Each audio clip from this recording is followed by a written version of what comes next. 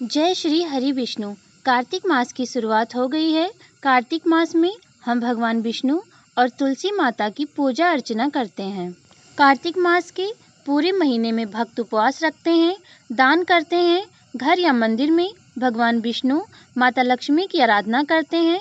ऐसा माना जाता है कि कार्तिक महीने में किए गए धार्मिक कार्य घर में सुख, समृद्धि और माता लक्ष्मी की विशेष कृपा लाते हैं। हिंदू धर्म में कार्तिक मास अत्यंत पवित्र माना जाता है। यह चतुर्मास का भी अंतिम महीना होता है। इसी समय से देवतत्व भी मजबूत होते हैं। इस महीने में धन और धर्म दोनों से संबंधित प्रयोग किए जाते हैं। इस महीने में तुलसी का रोपण और विवाह सर्वोत्तम माना जाता है। इसके अलावा इस महीने में दीपदान और दान करने से अच्छे शुभ फल की प्राप्ति होती है। इस महीने में कार्तिक मास की कथा सुनना अत्यंत शुभ माना जाता है। आप हमारे चैनल पर नए हैं तो हमारे चैनल को सब्सक्राइब कर लें। आपको इसी चैनल पर प्रत्येक दिन कार्तिक मास की कथा सुनने को मिलेगा। आशा करती हूँ आप सभी ने पहला और दूसरा अध्याय सुना होगा। अगर आपने पहला और दूसरा अध्याय नहीं सुना है तो वो हमारे चैनल पर अपलोड है, उसे भी जरूर सुन लीजिए।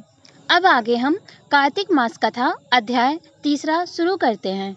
सत्यभामा ने कहा, हे प्रभु, आप तो सभी काल में व्यापक हैं और सभी काल आपके आगे एक समान हैं।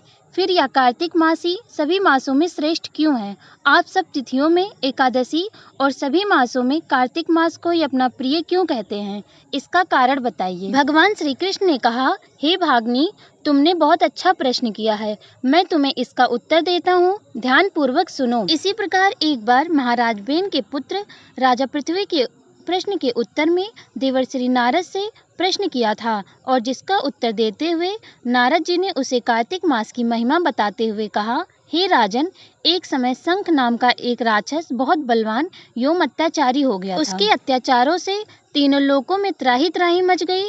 उस शंखासुर ने स्वर्ग में निवास करने वाले देवताओं पर विजय प्राप्त कर ली। इंद्रादि देवताओं एवं लोकपालों के अधिकारों को छीन लिया। उससे भयभीत होकर समस्त देवता अपने परिवार के सदस्यों के साथ सुमेरु पर्वत की गुफाओं में बहुत दिन तक छिपे रहे।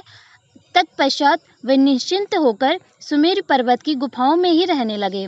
उधर जब शंखासुर को इस बात का पता चला कि देवता आनंद पूर्वक सुमेरु पर्वत की गुफाओं में निवास कर रहे हैं, तो उसने सोचा कि ऐसी कोई दिव्य शक्ति अवश्य है जिसके प्रभाव से अधिकारहीन देवता अभी भी बलवान हैं। सोचते सोचते वह इस निर्णय पर पहुंचा कि वेद मंत्रों के बल के कारण ही देवता बलवान हो रहे हैं। यदि उनसे वेद मंत्र छीन लिया जाए तो वे बलहीन हो जाएंगे। ऐसा विचार कर शंखासुर ब्रह्मा जी के सत्यलोक से शीघ्र ही वेदों को हर लाया। उसके द्वारा ले जाए जाते हुए भय से उसके चंगुल से निकलकर भागे और जल में समा गए।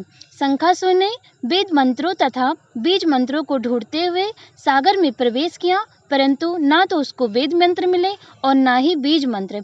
जब शंखासुर सागर से निराश होकर वापस लौटा तो उस समय ब्रह्मा जी पूजा की सामग्री लेकर सभी देवताओं के साथ भगवान विष्णु की शरण में पहुंचे और भगवान को गहरी निद्रा से जगाने के लिए गाने बजाने लगे और धूप गंध आदि से बारंबार उनका पूजन करने लगे।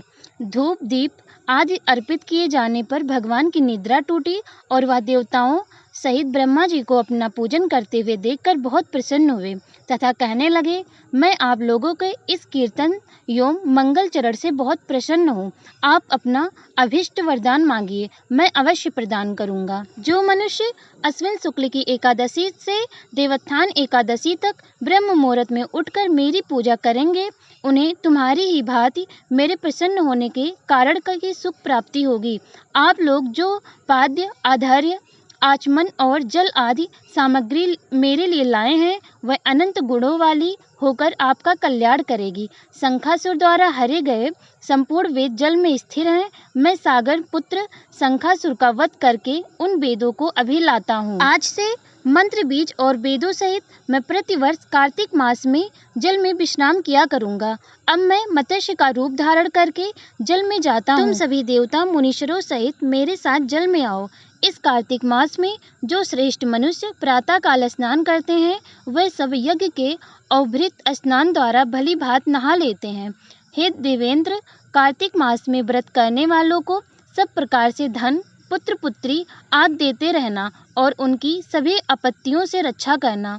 हे धनपति कुबेर, मेरी आज्ञा के अनुसार तुम उनके धन धान्य की वृद्धि करना, क्योंकि इस प्रकार का आचरण करने वाला मनुष्य मेरा रूप धारण करके जीवन मुक्त हो जाता है। जो मनुष्य जन्म से लेकर मृत्यु पर्यंत विधिवत इस उत्तम व्रत का करता है वह आप लोगों का भी पूजनीय है। कार्तिक शुक्ल एकादशी तिथि को तुम लोगों ने मुझे जगाया है, इसलिए यह तिथि मेरे लिए अत्यंत प्रीतिदायक और माननीय है। हे देवताओं, यह दोनों व्रत नियम पूर्वक करने से मनुष्य मेरा प्रिय बन जाता है। इन व्रतों को करने से जो फल मिलता है वह अन्य किसी व्रत से नहीं मिलता। अतः प्रत्येक मनुष्य को सुखी और निरोग रहने के लिए कार्तिक महात्स्य और एकादशी की कथा सुनते हुए उपयुक्त नियमों का पालन करना चाहिए।